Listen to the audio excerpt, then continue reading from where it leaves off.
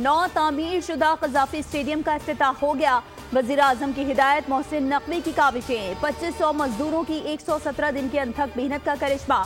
नया पवेलियन, नई इमारत, 16 नए इंक्लोजर्स, 35,000 शानदार आरामदेह नशिस्तें, लश ग्रीन घास, बैनुल अक़वामी मयार के कमेंटेटर बॉक्स और ड्रेसिंग रूम्स। जिसने देखा देखता ही रह गया।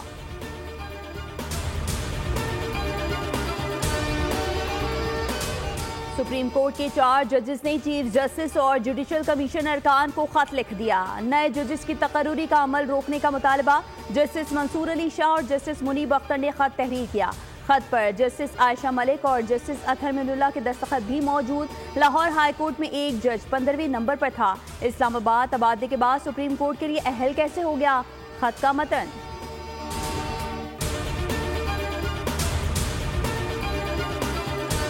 और कराची में कसीरुल कौमी बहरी मश्क अमन की पुरवकार इफ्तिताही तकरीब। अमन मश्क में 60 से ज़ायद ममालिक के बहरी असासे और मंदूबीन शरीक। Commander Pakistan fleet rear admiral Abdul Munib ने खिताब करते हुए कहा, आज हम सब ममालिक समुद्र के तहफ़्फ़ुज़ के लिए इकट्ठे हुए हैं। अमन मश्क दुनिया भर के ममालिक को खतरा चैलेंजेस से निमटने के लिए मिलकर काम की दावत देती है। मश्क के साथ पहली बार अमन डायलॉग का आगाज़ किया जा रहा है।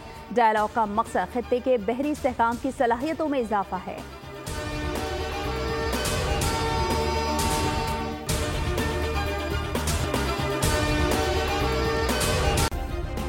सब्सक्राइब करें और बेल दबाएं ताकि कोई खबर रह न जाए।